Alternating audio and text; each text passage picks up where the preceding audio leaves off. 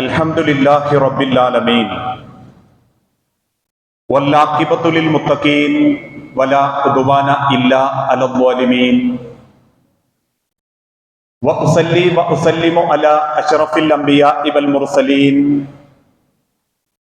നബീനാ മുഹമ്മദിൻ വഅലാ ആലിഹി വഅസ്ഹാബിഹിൽ ഫായിസീന ബിരില്ലാഹ്. അഊദു ബില്ലാഹി മിനശ് ശൈത്വാനിർ റജീം. ബിസ്മില്ലാഹിർ റഹ്മാനിർ റഹീം. യാ അയ്യുഹല്ലദീന ആമനു തഖുല്ലാഹ ഹഖ്ക തുഖാതിഹി വലാ തമൂതുന്ന ഇല്ലാ വഅൻതും മുസ്ലിമൂൻ.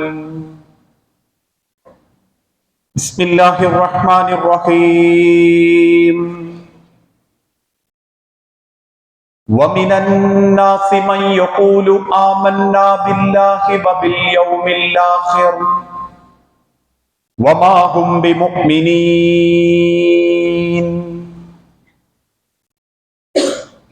رَبِّ اشْرَحْ لِي صَدْرِي وَيَسِّرْ لِي أَمْرِي. സ്നേഹാദരണീയരായ വിശ്വാസിനി സഹോദരങ്ങളെ, പ്രിയപ്പെട്ട രക്ഷിതാക്കളെ, സുഹൃത്തുക്കളെ, അല്ലാഹു സുബ്ഹാനഹു വ തആല ഒരുപാട് ഇഷ്ടപ്പെടുകയും ഒരു വിശ്വാസിക്ക് സ്വപ്നം കാണാൻ പോലും സാധിക്കാത്തത്ര അനുഗ്രഹങ്ങളെ കൊണ്ട്, പാപമോചനം കൊണ്ട് അല്ലാഹു ധന്യമാക്കുകയും ചെയ്ത പരിശുദ്ധ റമദാൻ മാസത്തിലൂടെയാണ് നമ്മളെല്ലാവരും ജീവിച്ചു കൊണ്ടിരിക്കുന്നത്. ഓരോരുത്തരുടെ ഹൃദയത്തിലും അടിഞ്ഞുകൂടിയിട്ടുള്ള പാപക്കറകളും തിന്മകളും മായ്ച്ചു കളഞ്ഞ് ഒരു നല്ല വിശ്വാസിയാവാനും അതുവഴി നല്ല മരണം ലഭിക്കാനും സാധിക്കുന്ന യഥാർത്ഥ മുത്തഖീങ്ങളുടെയും മുഅ്മിനീങ്ങളുടെയും കൂട്ടത്തിൽ അല്ലാഹു നമ്മളെ എല്ലാവരെയും ഉൾപ്പെടുത്തി അനുഗ്രഹിക്കുമാറാകട്ടെ. നമ്മൾ ജീവിച്ചുകൊണ്ടിരിക്കുന്ന ഈ കാലഘട്ടത്തിൽ നമ്മളെ നാടും നഗരങ്ങളും വല്ലാതെ മാറിക്കൊണ്ടിരിക്കുകയാണ്. ഒരു കാലത്ത് അമ്പരപ്പോടുകൂടി ചിന്തിച്ചിരുന്ന പല കാര്യങ്ങളും ശാസ്ത്ര പുരോഗതിയും അതിന്റെ ഗുണഭോക്താക്കളായി ഉപയോഗപ്പെടുത്തുന്നവരായി അതാസ്വദിച്ച് ജീവിക്കുന്ന ഒരു കാലഘട്ടമാണ് ഇന്ന് നമ്മുടെ കൺമുൻപിലുള്ള കാലഘട്ടം. ഇങ്ങനെയൊക്കെ മനുഷ്യർക്ക് കണ്ടുപിടിക്കാൻ സാധിക്കുമോ? ഇത്തരത്തിലുള്ള മാറ്റങ്ങളൊക്കെ മനുഷ്യന്റെ ജീവിതത്തിൽ ഉണ്ടാകുമോ എന്ന് ചിന്തിച്ചിരുന്ന അവസ്ഥയിൽ നിന്ന് ആ ശാസ്ത്ര പുരോഗതിയും കണ്ടുപിടുത്തങ്ങളും എത്രമാത്രം ഉപയോഗപ്പെടുത്താനും ഉപകാരപ്പെടുത്താനും സാധിക്കുമോ അതെല്ലാം ഉപയോഗിച്ചുകൊണ്ടാണ് ഇന്ന് നമ്മൾ ജീവിച്ചുകൊണ്ടിരിക്കുന്നത്. ഒരു ഉദാഹരണമായിട്ട് പറഞ്ഞാൽ, 10-30 വർഷങ്ങൾക്ക് മുൻപ് കേരളത്തിൽ നിന്നും പ്രവാസ ലോകത്തേക്ക് പുറപ്പെടുന്ന ഒരു ചെറുപ്പക്കാരന്റെ ഏറ്റവും വലിയ സങ്കടം, നാട്ടിലുള്ള ഒരു വിവരം അങ്ങ് പ്രവാസ ലോകത്തറിയണമെങ്കിൽ ചുരുങ്ങിയത് 20 ദിവസത്തിലധികം കാത്തു നിൽക്കുന്ന കത്ത് ഇടപാടുകൾ മാത്രമേ ഉണ്ടായിരുന്നുള്ളൂ. അന്നാരോ പരസ്പരം സംസാരിച്ചു, ലോകത്തിന്റെ അമേരിക്കയുടെ ഏതോ ഭാഗത്ത് ആളുകളുടെ സംസാരം കേൾക്കാനുള്ള ഒരു ടെലിഫോൺ കണ്ടുപിടിച്ചിട്ടുണ്ട്, അത് സ്വാഭാവികമായും ഇന്ത്യയിലെത്തും എന്ന പ്രതീക്ഷയിൽ നിന്ന് 4-5 വീടുകൾക്കപ്പുറത്തുള്ള ഒരു ലാൻഡ് ഫോണിലേക്ക് മക്കളുടെ വിളിയും കാത്ത് രാത്രി 9-10 മണിക്കും ആ കുടുംബത്തിന്റെ ഡൈനിങ് ഹാളിൽ ചെന്നിരുന്നവർ നമ്മുടെ കൂട്ടത്തിലുണ്ട്. അന്നാരോ വീണ്ടും പറഞ്ഞു, ഓരോരുത്തരും നിൽക്കുന്ന സ്ഥലത്ത് ഫോൺ വിളിക്കാനുള്ള സൗകര്യമുണ്ടാകും, ശബ്ദം കേൾക്കാൻ പറ്റും. ആ ചിന്തകളിൽ നിന്നും ഇന്ന് ഓരോരുത്തരും ജോലി കഴിഞ്ഞ് റൂമിലെത്തി തന്റെ തലയണയെ കെട്ടിപ്പിടിച്ച് കിടന്ന് നാട്ടിലെ ബെഡ്റൂമിൽ തലയണയിൽ മുഖമമർത്തി കിടക്കുന്ന പെണ്ണിനെ കണ്ട് സംസാരിക്കുന്ന ശാസ്ത്ര പുരോഗതിയുടെ വിപ്ലവ ലോകത്താണ് ഇന്ന് ഞാനും നിങ്ങളും ജീവിക്കുന്നത്. മാസങ്ങളോളം ചെക്കിന് കാത്തിരുന്ന കാലഘട്ടത്തിൽ നിന്ന് മാറി ഒരു ചെക്ക് ബാങ്കുകാരെയൊക്കെ കൺവിൻസ് ചെയ്ത് 4-5 ദിവസം ടോക്കണുമായി ബാങ്കുകളിൽ കയറിയിരുന്ന കാലഘട്ടത്തിൽ നിന്ന് മാറി തൊട്ടപ്പുറത്തിരിക്കുന്നവർക്ക് ലക്ഷക്കണക്കിന് രൂപ നിമിഷ നേരം കൊണ്ട് കൈമാറ്റം ചെയ്യപ്പെടാൻ പറ്റുന്ന പുരോഗതിയുടെ കാലഘട്ടം. പക്ഷെ ആ പുരോഗതികളൊന്നും മനുഷ്യന്റെ സ്വഭാവത്തെയും ജീവിതത്തെയും സ്വാധീനിക്കുന്നില്ലേ എന്ന് ചിന്തിക്കപ്പെടുന്ന കാലഘട്ടമാണ് ഈ പുരോഗതിയുടെ കാലഘട്ടം. ഒരു ഭാഗത്ത് മതം പറഞ്ഞു കൊടുക്കേണ്ട പുരോഹിതന്മാർ മതത്തെ വാണിജ്യവൽക്കരിക്കുകയും ഇല്ലാത്ത കെട്ടുകഥകളിലൂടെ മുസ്ലിം ഉമ്മത്തിനെ ഏറ്റവും വലിയ ശിർക്കിലേക്കും ഖുറാഫാത്തിലേക്കും അന്ധവിശ്വാസത്തിലേക്കും കൊണ്ടുപോകുന്ന ഒരു കാലഘട്ടം.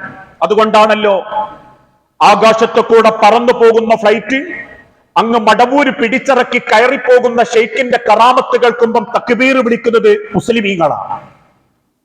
ചീറിപ്പാഞ്ഞു വരുന്ന തീവണ്ടി കൊയിലാണ്ടി കടപ്പുറത്ത് താങ്ങി നിർത്തി ഇനി ഫറോക്ക് വരെ സ്പീഡ് കുറച്ചിട്ടേ പോകാവൂ എന്ന ഷെയ്ഖിന്റെ കൽപ്പന കേട്ടപ്പോ പിന്നീട് ഒരിക്കൽ പോലും ഷെയ്ഖിന്റെ മക്ബറ ഉൾക്കൊള്ളുന്ന കൊയിലാണ്ടിയുടെയും ഫറോക്കിന്റെയും ഇടയിലെത്തുമ്പം തീവണ്ടി താനെ സ്പീഡ് കുറയും എന്ന് പറയുന്ന കറാമത്ത് കേൾക്കുമ്പം തക്ബീർ വിളിക്കുന്നത് മുസ്ലിമീങ്ങളാണ്. കല്യാണം കഴിഞ്ഞിട്ടും ഗർഭം ധരിക്കാത്ത പെണ്ണിന് ഷെയ്ഖ് കോയിക്കാല് ബിരിയാണിയിൽ നിന്നും കടിച്ചെടുത്ത് പറച്ചു കൊടുത്തപ്പോഴേക്കും പെണ്ണിന് 9 മാസം ഗർഭിണിയായി എന്നത് മുതൽ എല്ലാ റമദാനിലും ഒരു രാത്രി ഹിളർ നബിയോടും ജിബ്രീലിനോടും കൂടെ ആ ഷെയ്ഖ് വന്ന് ചിറ്റടിമീത്തിലെ പറമ്പിൽ നിന്ന് കഞ്ഞി കുടിച്ചു പോകാറുണ്ട് എന്ന് പറയുമാറ് അന്ധവിശ്വാസങ്ങളും കെട്ടുകഥകളുമായി മതത്തെ വാണിജ്യവൽക്കരിക്കപ്പെടുന്ന പുരോഹിതന്മാർ ഒരു ഭാഗത്ത്. ഇത് കേവലം യാന്ത്രികമായി മനുഷ്യന്റെ ജീവിതത്തിൽ സംഭവിക്കുന്നതല്ല. അതുകൊണ്ടാണ് മലപ്പുറം ജില്ലയിൽ ഒരു പെണ്ണ് തന്റെ ഭർത്താവ് മരണപ്പെട്ടപ്പം 3 മാസം ആ മയ്യത്ത് ചാക്കിൽ പൊതിഞ്ഞ് വീട്ടിന്റെ അകത്ത് സൂക്ഷിച്ചു. അഴുകിയ ജനം പോലീസുകാർ അറസ്റ്റ് ചെയ്ത് കൊണ്ടുപോകുമ്പോ ആ പെണ്ണ് കരച്ചിലോടെ പറഞ്ഞ വാക്ക്, എന്റെ ഷെയ്ഖ് പറഞ്ഞിട്ടുണ്ട്, ഷെയ്ഖിന്റെ മുരീദിന്റെ ആയുസ് തിരിച്ചു കൊടുക്കാൻ ഷെയ്ഖിന് സാധിക്കും എന്ന വിശ്വാസം യൂറോപ്പിലല്ല, കേരളത്തിന്റെ മണ്ണിലാണ്. ഏതാനും മാസങ്ങൾക്ക് മുൻപ് കണ്ണൂർ ജില്ലയിൽ 13 വയസ്സുള്ള പെൺകുട്ടിക്ക് അപസ്മാരവും ചുഴലിയും പനിയും ഒരുമിച്ചു വന്നപ്പോ വേദന കൊണ്ട് പൊളയുന്ന പെൺകുട്ടി പലപ്പോഴും ഉപ്പാനോട് പറഞ്ഞു, ഉപ്പ അങ്ങളിന്നൊന്ന് ഡോക്ടറെ കാണിക്കി. കുടുംബത്തിലെ പലരും പറഞ്ഞു, നിങ്ങളൊന്ന് ഡോക്ടറെ കാണിക്കി. പക്ഷേ പെൺകുട്ടിയുടെ കൈപിടിച്ച് പള്ളിയിലേക്ക് ചെന്ന് പള്ളിയിലെ ഉസ്താദിനെ കൊണ്ട് മന്ത്രിച്ചൂതി കെട്ടിയ ചരടുമായി മക്കളെ തിരിച്ച് വീട്ടിലേക്ക് കൊണ്ടുവന്ന് പിറ്റേന്ന് നേരം വെളുത്തപ്പം വാപ്പാന്റെ മടിയിൽ കിടന്ന് ആ 13 വയസ്സുകാരി വേദന താങ്ങാനാവാതെ വായിലെ നിറയും പതയും വരുന്നു മരിച്ചു പോയിട്ടുണ്ടെങ്കിൽ ഇതൊക്കെ ഈ കേരളക്കരയില. ഒരു ഭാഗത്തും മതം ആളുകൾക്ക് വാണിജ്യമായി മാറിക്കഴിഞ്ഞു. അതുകൊണ്ടാ ഒരുപാട് മജ്‌ലിസുകൾ കേരളത്തിന്റെ യൂട്യൂബുകളിൽ വന്നു. മജ്‌ലിസുകളിലൂടെ ദർശനം കൊടുക്കുന്ന ഉസ്താദുമാര് വ്യാഖ്യാനിച്ചു തുടങ്ങി, തന്റെ യൂട്യൂബിന്റെ താഴെയോ ടിവിന്റെ താഴെയോ ഒരു കിണ്ണത്തിൽ വെള്ളം വെച്ചാൽ അങ്ങിരുന്ന് ഊതുന്ന ഉസ്താദിന്റെ ബർക്കത്ത് ടിവിക്ക് താഴെയുള്ള കിണ്ണത്തിലെ വെള്ളത്തിന് കിട്ടുമെന്ന അത്ര വിശ്വാസത്തിലേക്ക്, അധപ്പതനത്തിലേക്ക് കേരളീയ മുസ്ലിം സമൂഹത്തെ കൊണ്ടെത്തിക്കാൻ ചില പുരോഹിതന്മാർക്ക് പറ്റിയിട്ടുണ്ട്. ഇതൊരു ഭാഗത്താണെങ്കിൽ മറുഭാഗത്തോ വലിയ സാംസ്കാരിക ജീർണതയിലേക്ക് നമ്മളെ നാട് കൂപ്പുകുത്താൻ തുടങ്ങി. അതുകൊണ്ടാണല്ലോ ആമാശയ ഓപ്പറേഷൻ കഴിഞ്ഞ് കിടക്കുന്ന ഉമ്മയുടെ തല വെട്ടുകത്തി കൊണ്ട് വെട്ടിമാറ്റി അറസ്റ്റ് ചെയ്ത പോലീസുകാരോടും റിപ്പോർട്ട് ചെയ്യാൻ വന്ന പത്രക്കാരോടും ഫ്ലൈങ് കിസ് കൊടുത്തിട്ട് ഒരു 19 വയസ്സുകാരൻ പറഞ്ഞത്, എന്നെ ജനിപ്പിച്ചതിന്റെ കൂലി ഞാൻ എന്റെ ഉമ്മാക്ക് കൊടുത്തു എന്ന. കേരളത്തിലെ സെൻസേഷൻ ന്യൂസുകൾ ചർച്ച ചെയ്യുന്ന മീഡിയകൾ ആ വാർത്തകൾ വായിച്ചു തീരുന്നതിന്റെ മുൻപേ വീണ്ടും കേരളക്കര കേട്ടു ഗ്യാസും കുറ്റി കൊണ്ട് വാപ്പാന്റെ തല തല്ലിപ്പൊളിച്ച ഒരു 20 വയസ്സുകാരന്റെ കഥ. ആളുകൾ അമ്പരന്ന് മുക്കത്ത് വിരൽ വെക്കുമ്പോഴേക്കും വീണ്ടും കേട്ടു 16 വയസ്സുള്ള ഒരു പെൺകുട്ടി ഗർഭിണി. അധ്യാപകരും രക്ഷിതാക്കളും കുടുംബവും ഒരുമിച്ചത് ആരെന്നറിയാൻ വേണ്ടി പരിശോധന നടത്തിയപ്പോ പുറത്ത് പറയാൻ പറ്റാത്ത കുറ്റവാളിയെ കണ്ടെത്തിയത് അതേ 16 വയസ്സുകാരിയുടെ അനിയൻ 13 വയസ്സുകാരനായിരുന്നു ആ പെൺകുട്ടിയുടെ ഗർഭത്തിന്റെ ഉത്തരവാദി എന്നുള്ളതായിരുന്നു. വാർത്തകൾ ഓരോന്നും അമ്പരപ്പോടെ വായിച്ചു തീർക്കുന്നതിന്റെ തൊട്ടടുത്ത ദിവസം വന്നു കുടുംബത്തിന്റെ ഭാരം ഏറ്റെടുക്കാൻ മടി കാണിക്കുന്ന ഒരു ചെറുപ്പക്കാരൻ, 24 വയസ്സുള്ള ഒരു വെഞ്ഞാറമുട്ടുകാരൻ അടിച്ചും വെട്ടിയും സ്വന്തം കുടുംബത്തിലെ 6 പേരെ നിഷ്കരുണം കൊന്നുകളഞ്ഞു. കണ്ണു നിറഞ്ഞ് വെപ്രാളത്തോടെ വായിച്ചു തീർക്കുന്നതിന്റെ പിറ്റേന്ന് നേരം വെളുത്തത് പോലും കേരളം മറ്റൊരു ജീർണതയിലൂടെയാ. നിസ്സാരമായൊരു ട്യൂഷൻ സെന്ററിന്റെ ഫെയർവെല്ലിന്റെ പേരിൽ നിലച്ചുപോയ പാട്ടിനിന്റെ പേരിൽ കൂക്കുവിളി നടന്നപ്പോ പിന്നീട് കൊട്ടേഷൻ സംഘങ്ങളെപ്പോലും നാണിപ്പിക്കുന്ന രീതിയിൽ നഞ്ചക്കുമായി കയറിച്ചെന്ന് ഒരു പാവപ്പെട്ട കുടുംബത്തിലെ 16 വയസ്സുകാരനെ നഞ്ചക്കുകൊണ്ട് തലതല്ലിപ്പൊളിച്ച് അവസാനം കുടുംബത്തിന്റെ സ്വൈര്യവും സമാധാനവും നഷ്ടപ്പെടുത്തുന്ന ഒരു പ്രവണതയിലേക്ക്, ഭീകര ജീർണതയിലേക്ക് നമ്മളെ നാടെത്തുന്നുണ്ടെങ്കിൽ എങ്ങോട്ടാ മനുഷ്യരെ ഈ സമൂഹത്തിന്റെ പോക്ക്? മതപ്രഭാഷണത്തിന്റെ കുറവാണോ? വയലുകൾ മലയാളത്തിൽ അവതരിപ്പിക്കാത്തത് കൊണ്ടാണോ? കേരളത്തിലെ മുഖ്യധാര മുഴുവൻ മീഡിയകളും അല്ലെങ്കിൽ യൂട്യൂബുകളും മലയാളത്തിൽ ഖുതുബയും പ്രസംഗങ്ങളും കേൾപ്പിക്കാത്തത് കൊണ്ടാണോ? ഇവിടെയാണ് ലോകത്തിന്റെ സൃഷ്ടാവ് ഓർമ്മപ്പെടുത്തുന്ന ഒരു വാക്ക്, ലഖദ് ഖലഖനൽ ഇൻസാന ഫീ അഹ്സനി തഖ്വീം. ലോകത്ത് മറ്റൊരു സൃഷ്ടിക്കും അല്ലാഹു കൊടുക്കാത്ത ഏറ്റവും മനോഹരമായ ഒരു സൃഷ്ടിയാണ് മനുഷ്യൻ അല്ലാഹു നൽകുന്നത്. അതുകൊണ്ടാ 5000 വർഷങ്ങൾക്ക് മുൻപ് കാക്ക കൂട് കെട്ടിയത് ചുള്ളിക്കമ്പുകളെ കൊണ്ട് മരത്തിന്റെ മേലെ തന്നെയാ. ഇന്നും ഒരു കാക്ക കൂട് കെട്ടുന്നത് ചുള്ളിക്കമ്പുകളെ കൊണ്ട് മരത്തിന്റെ മേലെ തന്നെയാ. പക്ഷെ 5000 വർഷങ്ങൾക്ക് മുൻപ് ജീവിച്ചിരുന്ന മനുഷ്യനിൽ നിന്ന് പിന്നീട് ഗുഹാവാസിയായി, പിന്നീട് ഓലപ്പരയിലെത്തി, പിന്നീട് ഓടിട്ട വീട്ടിലെത്തി, പിന്നീട് ടെറസിട്ട വീട്ടിലെത്തി, ഇപ്പോൾ അമ്പരചുംബികളായ കെട്ടിടത്തിന്റെ ഉള്ളിൽ നമ്മൾ ജീവിക്കുന്നുണ്ടെങ്കിൽ വലഖദ് കറംനാ ബനി ആദം, ആദമിന്റെ മക്കളെ അള്ളാഹു ആദരിച്ചതുകൊണ്ടാ. ലോകത്തൊരു സൃഷ്ടികൾക്കും അല്ല കൊടുക്കാത്ത ബഹുമാനം ആദമിന്റെ മക്കൾക്ക് റബ്ബ് കൊടുത്തതുകൊണ്ടാ. അതുകൊണ്ടാ റബ്ബ് പറയുന്നതും ലഖദ് ഖലഖനൽ ഇൻസാന ഫീ അഹ്സനി തഖ്വീം. എത്ര മനോഹരമായിട്ടാണ് മനുഷ്യരെ നിങ്ങളെ ഞാൻ സൃഷ്ടിച്ചിട്ടുള്ളത്. സ്നേഹമറിയുന്ന, കാരുണ്യമറിയുന്ന, ബന്ധങ്ങളുടെ മഹത്വം അറിയുന്ന, മനുഷ്യന്റെ മനുഷ്യത്വത്തെ കുറിച്ച് കൃത്യമായി ബോധം കൊടുക്കുന്ന ഒരു കരളുമായി നിങ്ങളെ ഞാൻ പടച്ചിട്ടും മനുഷ്യനത നിന്ദ്യരിൽ നിന്ദ്യനായി, നികൃഷ്ടരിൽ നികൃഷ്ടനായി മാറിക്കൊണ്ടിരിക്കുന്നു. എന്തുകൊണ്ടവൻ നിന്ദ്യരിൽ നിന്ദ്യനാകുന്നു, നികൃഷ്ടനാകുന്നു? അള്ളാഹു കൃത്യമായ ഉത്തരം കൊടുത്തു.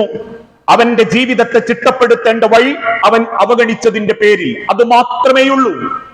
എന്തുകൊണ്ടാ മനുഷ്യൻ ഇത്രമാത്രം അന്ധകാരത്തിലെത്തിയത്? മനുഷ്യന്റെ ജീവിതത്തിൽ സ്വാഭാവികമായും ദുനിയാവിനോടുള്ള വല്ലാത്ത ആർത്തി അല്ലേ? വിവാഹ സംബന്ധമായ അനാചാരങ്ങളും ഇല്ലാത്ത ആചാരങ്ങളും നടപ്പിൽ വരുത്തുമ്പോ അത് ഇസ്ലാമിന്റെ സുന്നത്തിനോട് ചേർക്കപ്പെട്ടതാണോ എന്ന് ഏതെങ്കിലും രക്ഷിതാക്കൾ ചിന്തിക്കാറുണ്ടോ? ഒരു കാലഘട്ടത്തിൽ സ്ത്രീധനം എന്ന മഹാവിപത്ത് കേരളക്കരയിൽ നിന്ന് മുജാഹിദ് പ്രസ്ഥാനത്തിന്റെ ബിസ്മി കല്യാണങ്ങളിലൂടെ കെട്ടുകെട്ടിച്ചപ്പോ ഇന്ന് കേരളക്കര അനുഭവിച്ചു കൊണ്ടിരിക്കുന്ന ഏറ്റവും വലിയൊരു വിവാഹ ജീർണത, വിവാഹം കണ്ടുപോരുമ്പോഴേക്കും ഗോപുരങ്ങളായ മിഠായിപ്പെട്ടികളുമായി കുടുംബത്തിലെ താത്തമാരും കാക്കമാരും വീട്ടുകയറി ഇറങ്ങാൻ തുടങ്ങി. 50,000 മുതൽ 1,00,000 മുട്ടായികൾ വരെ. അവിടെയും തീരാത്ത ബ്രൈറ്റ് ടു ബി. വിവാഹത്തിന്റെ മുൻപേ പെൺകുട്ടിയെ കൂട്ടിക്കൊണ്ടുപോയി ബീച്ചിൽ നിന്നും ആണും പെണ്ണും കോപ്രായങ്ങൾ, സേവ് ദി ഡേറ്റ്, മഞ്ഞക്കല്യാണം, പച്ചക്കല്യാണം, മൈലാഞ്ചി കല്യാണം, വെറ്റില കല്യാണം, ഗാനമേള ട്രൂപ്പ്. ഇതൊക്കെ എന്തിന്റെ പേരിലാ? ഒരൊറ്റ ലക്ഷ്യമേയുള്ളൂ, സ്റ്റാറ്റസ് വരണം. ഇതല്ലാത്ത എന്തെങ്കിലും ഒരു നേട്ടം അതുകൊണ്ട് ഈ മുസ്ലിം ഉമ്മത്തിന് ഉണ്ടായിട്ടുണ്ടോ? കുടുംബങ്ങൾക്ക് ഉണ്ടായിട്ടുണ്ടോ? നാട്ടുകാരെ ബോധ്യപ്പെടുത്താൻ വേണ്ടി ആസ്വദിക്കുന്ന ഒരു ലോകത്തേക്ക് നമ്മൾ താനെ മാറാൻ തുടങ്ങി. അതുകൊണ്ടാ വീട്ടിലെ ഭക്ഷണം മക്കൾക്ക് മതിയാവുന്നില്ല. പണ്ടുകാലത്ത് വല്യപ്പമാരും വല്യമ്മമാരും വയലുകളിൽ പണിയെടുത്ത് കിട്ടുന്ന തവിടിൽ പഞ്ചസാര ഇട്ടുന്ന കാലഘട്ടത്തിന്റെ പോരിശ മനസ്സിലോർക്കുമ്പോ ആ ഭക്ഷണങ്ങളിൽ നിന്ന് ഇന്ന് അള്ളാഹ് അനുഗ്രഹിച്ച 100 കണക്കിന് ഭക്ഷണങ്ങൾ ഉണ്ടെങ്കിലും പോരാ നമ്മളെ ഉമ്മത്തിന്. രാത്രി പകലാക്കുന്ന തെരുവോരങ്ങളിൽ കയറി ചെന്ന് ബാറ്ററി വെള്ളത്തിൽ മുക്കിയെടുക്കപ്പെട്ട മാങ്ങയും അതല്ലെങ്കിൽ കൈതച്ചക്കയും തിന്ന് കഴിക്കുന്ന ഭക്ഷണത്തിന്റെ ഹക്കും ബാത്തിലും നോക്കാത്ത ആമാശയ രോഗികളായി ക്യാൻസർ പടർന്നു പിടിക്കുമ്പോ ഉറപ്പ ഒരു പേര് നമുക്ക് സംഭവിച്ചിട്ടുണ്ട്. അള്ളാഹ് നിശ്ചയിച്ച വഴിയിൽ നിന്നും നമ്മൾ എപ്പോഴോ മാറി നടക്കാൻ തുടങ്ങിയിട്ടുണ്ട്. നമുക്ക് ദുനിയാവിനോട് വല്ലാത്ത ആർത്തി വന്നു പോകുന്നുണ്ട്. അള്ളാഹു വിശുദ്ധ ഖുർആനിലൂടെ പഠിപ്പിച്ചതുപോലെ പെരുമയാ മനുഷ്യന്. ആരെ കൊന്നിട്ടാണെങ്കിലും പണമുണ്ടാക്കണം. മൈ ബോഡി മൈ ചോയ്സ്, എന്റെ പണം എന്റെ ആസ്വാദനം. ആ ഒരു ചിന്തയിലേക്ക് മനുഷ്യനെത്തുമ്പോ സ്വാഭാവികമായും അവൻ വിട്ടുകളയുന്ന ഒരു വഴിയുണ്ട്. അത് റബ്ബിന്റെ വഴിയാ. നമ്മളൊക്കെ പറയാറില്ലേ, ഒരു നല്ല വാഷിംഗ് മെഷീൻ വാങ്ങണമെന്ന് വിചാരിച്ച് ഈ കൊയിലാണ്ടിയിലെ ഏറ്റവും നല്ല ഇലക്ട്രോണിക് സ്ഥാപനത്തിൽ ചെന്ന് അത് സെലക്ട് ചെയ്യുമ്പം കൂടെയുള്ള ഭാര്യയും നമ്മളും ചോദിക്കും ഇതെങ്ങനെയാ വർക്ക് ചെയ്യേണ്ടത്. കൃത്യമായിട്ട് അവർ പറഞ്ഞു തരും. ഇതിൽ ഇത്ര വെള്ളമേ പറ്റൂ, അത് കോട്ടൺ ആണെങ്കിൽ; ഇത്ര വെള്ളമേ പറ്റൂ, അത് പോളിസ്റ്റർ ആണെങ്കിൽ; ഇത്ര ലിക്വിഡേ പറ്റൂ, ഇത്ര മണിക്കൂറേ തിരിയാവൂ, ഇത്രയേ തിരിക്കാവൂ. നമ്മളത് പാലിക്കും. കാരണം 35,000 മേലെ കൊടുത്ത വാഷിംഗ് മെഷീൻ നമുക്ക് നഷ്ടപ്പെടുന്നത് ചിന്തിക്കാൻ വയ്യ. ശരി, എങ്കിൽ മനുഷ്യനെ സൃഷ്ടിച്ച റബ്ബ് ഒരു പിതാവിന്റെ ജനിക്കപ്പെടുന്ന ഇന്ദ്രിയത്തുള്ളിയിൽ നിന്ന്, കോടാനുകോടി ബീജത്തിൽ നിന്ന്, മാതാവിന്റെ ഗർഭാശയത്തിന്റെ ഭിത്തിയിലുള്ള അണ്ടത്തോട് കൂട്ടിയോജിപ്പിച്ച് ലോകത്തൊരു മനുഷ്യനും പുനർസൃഷ്ടിക്കാൻ പറ്റാത്ത ഈ മനുഷ്യ ജീവിതത്തെയും ആത്മാവിനെയും സംവിധാനിച്ച റബ്ബ് പറയുന്ന ഒരു വാക്കുണ്ട്: മിൻ അയ്യു ഷൈഇൻ ഖലഖഹു മിൻ നുത്ഫത്തിൻ ഖലഖഹു ഫഖദ്ദറ സുമ്മ സബീല യസ്സറ സുമ്മ അമാതഹു ഫഅക്ബറ സുമ്മ ഇദാ ശാഅ അൻശറ. മനുഷ്യരെ, നിങ്ങളെ ഞാൻ പടച്ചിട്ടുണ്ടെങ്കിൽ നിങ്ങൾക്ക് ഞാൻ വഴിയും കാണിച്ചു തന്നിട്ടുണ്ട്. നിങ്ങളുടെ ജീവിതം എങ്ങനെ ഉപയോഗിക്കണമെന്ന്, ഏത് രീതിയിൽ അത് ചിട്ടപ്പെടുത്തണമെന്ന്. അതുകൊണ്ടാ റബ്ബ് വിശുദ്ധ ഖുർആനിലൂടെ പഠിപ്പിച്ചതും ഫഇമ്മാ യഅതിയന്നകും മിന്നി ഹുദൻ ഫമൻ തബിഅ ഹുദായ ഫലാ ഖൗഫുൻ അലൈഹിം വലാ ഹും യഹ്സനൂൻ. തീർച്ചയായും എന്റെ അരികിൽ നിന്നും നിശ്ചയിക്കപ്പെട്ട വഴി നിങ്ങൾ സ്വീകരിച്ചാൽ നിങ്ങൾ ഒരിക്കലും ദുഃഖിക്കേണ്ടി വരികയില്ല, നിങ്ങൾക്കൊരിക്കലും ഭയപ്പാടോടുകൂടി ജീവിക്കേണ്ടി വരികയും ചെയ്യുന്നില്ല. അതിനെന്ത് ചെയ്യണം? റബ്ബ് തന്ന മാർഗത്തെ ജീവിതത്തോട് ചേർത്ത് നിർത്താൻ നമുക്ക് സാധിക്കണം. ആ മാർഗത്തെ ചേർത്ത് നിർത്തുന്നതോടൊപ്പം തന്റെ കുടുംബത്തെ അള്ളാഹുവിന്റെ സ്വർഗത്തിലേക്ക് എത്തിക്കാൻ വേണ്ടി പണിയെടുക്കണം. ഇന്ന് നമുക്കൊക്കെ സംഭവിക്കുന്ന ഒരു വലിയ അബദ്ധവാദ, ദുനിയാവിന് വല്ലാത്ത പ്രാധാന്യം കൊടുക്കുന്ന ഒരു മനസ്സ്. ഈ ലോകത്ത് നമ്മൾ എത്രയേറെ സമ്പാദിച്ചാലും, എന്തൊക്കെ വെട്ടിപ്പിടിച്ചാലും, എത്രയൊക്കെ അധികാരങ്ങൾ നമുക്കുണ്ടെങ്കിലും, നാളെ റബ്ബിന്റെ മുൻപിലേക്കുള്ള യാത്ര ഈ ലോകത്തുള്ള ഒരു പണമോ അധികാരമോ നമ്മളെ ആഗ്രഹങ്ങളോ അള്ളാഹുവിനെ കൊണ്ട് തിരുത്തിക്കുന്നില്ല. അങ്ങനെ തിരുത്തിക്കുമായിരുന്നെങ്കിൽ ഇക്കഴിഞ്ഞ ദിവസം നമ്മൾ കേട്ടൊരു മരണ വാർത്ത നമ്മൾ കേൾക്കേണ്ടി വരില്ലായിരുന്നു. 5 വർഷങ്ങൾക്കപ്പുറം പ്രവാസിയായി വാപ്പാന്റെ പേരിലുള്ള കടബാധ്യതകൾ 30% വീട്ടി നാട്ടിലൊരു തറയിട്ട ചെറുപ്പക്കാരൻ കരിപ്പൂരിലേക്ക് വിമാനം കയറുമ്പോ ആ മകനെ കൂട്ടാൻ ചെല്ലുന്നത് വൃദ്ധരായ മാതാപിതാക്കളും 5 വർഷത്തെ വിരഹം പേറിയ ഒരു പെണ്ണും 2 പൈതലു മക്കളുമാണ്. കരിപ്പൂര് വിമാനത്താവളത്തിലേക്ക് വിമാനമിറങ്ങിയപ്പോ തൊട്ടടുത്ത് നിൽക്കുന്ന ചെറുപ്പക്കാരനോട് നമ്മൾ കരിപ്പൂരെത്തില്ലേ എന്ന ആഹ്ലാദത്തോടെ ചോദിച്ച ആ ചെറുപ്പക്കാരൻ സീറ്റിലേക്ക് ചാരിക്കടന്നു. മണിക്കൂറുകൾക്കുള്ളിൽ ആ വിമാനത്തിലെ 148 യാത്രക്കാരും പുറത്തേക്കിറങ്ങി. ഈ ചെറുപ്പക്കാരന്റെ സീറ്റിൽ അവൻ ചാരിക്കടക്കുന്നു. പിന്നീട് പുറമെയുള്ള കുടുംബം അറിയുന്നത് അവർക്ക് മുൻപിലൂടെ ഒരു ആംബുലൻസ് ചീറിപ്പായുന്നതാണ്. നിമിഷങ്ങൾക്കുള്ളിൽ ഉദ്യോഗസ്ഥന്മാര് കുടുംബത്തെയും കൂട്ടി കൊണ്ടോട്ടി താലൂക്ക് ആശുപത്രിയിലെത്തി. താലൂക്ക് ആശുപത്രിയുടെ ഐസിയുവിന്റെ മുൻപിൽ ഒരു സ്ട്രക്ചറിൽ ഒരായുസ് കൊണ്ട് കുടുംബത്തിന്റെ ഭാരം തലയിലേറ്റാൻ വേണ്ടി വെപ്രാളപ്പെട്ട് പുറപ്പെട്ട മകന്റെ മയ്യത്ത് കണ്ട് ആ വാപ്പ കരഞ്ഞ കരച്ചിൽ ഇന്നും ആ നാട്ടുകാരും ബന്ധുക്കളും പറയുന്നുണ്ട്. ആ മയ്യത്ത് കെട്ടിപ്പിടിച്ച് വാപ്പ ചോദിച്ച ഒരു ചോദ്യം എങ്ങനെയായിരുന്നു: പടച്ചോനെ, എന്തിനാ എന്റെ മോനെ കൊണ്ടുപോയത്? എനക്ക് ഇന്നെ കൊണ്ടുപോയാ പോരായിരുന്നോ? ഞാനല്ലേ പടച്ചോനെ വയസ്സൻ? ഇന്നെ കൊണ്ടല്ലേ റബ്ബെ ഒരു ഗുണമില്ലാത്ത? എന്തിനാ പടച്ചോനെ എങ്ങിന്റെ പേരക്കുട്ടികളെ എത്തിമാക്കിയത്? എന്തിനാ സാധു കുട്ടീനെങ്ങി വിധവയാക്കിയത്? എന്തിനാ പടച്ചോനെ ഞങ്ങളോട് ഇങ്ങനെ ചെയ്യുന്നത് എന്നൊരു വാപ്പ ചോദിക്കുന്നുണ്ടെങ്കിൽ, എന്ത് സ്വപ്നം മനസ്സിലുണ്ടെങ്കിലും ഏതോ ഒരു നിമിഷം അള്ളാഹു നമ്മളെ അങ്ങ് കൊണ്ടുപോകും. അതിനർത്ഥം ഈ ദുനിയാവ് നശ്വരമാണ്. ദുനിയാവിന് അന്ന് ഒരു വിലയും കൊടുത്തിട്ടില്ല. അതുകൊണ്ട് ആ മദീന പള്ളിയിൽ നിന്ന് ഒരു സുബഹി നിസ്കരിച്ച് പുറത്തേക്കിറങ്ങുമ്പോ പള്ളിയുടെ മുൻപിലുള്ള ഒരു ഈത്തപ്പനയുടെ ചുവട്ടിൽ ഒരു ആട്ടിൻകുട്ടി ചത്തു കിടക്കുന്നത് അള്ളാന്റെ ഹബീബ് കണ്ടു. നബി സല്ലല്ലാഹു അലൈഹി വസല്ലമ ആട്ടിൻകുട്ടിന്റെ അരികിൽ ചെന്ന് പിന്നീട് സഹാബത്തിന്റെ മുഖത്ത് നോക്കി പറഞ്ഞു: സഹാബത്തെ, നിങ്ങൾക്കിത് 2 ദീനാറിന് ഞാൻ വിൽക്കാം. സഹാബത്ത് പുച്ഛത്തോടെ പറഞ്ഞു: റസൂലെ, ആർക്കും വേണ്ട.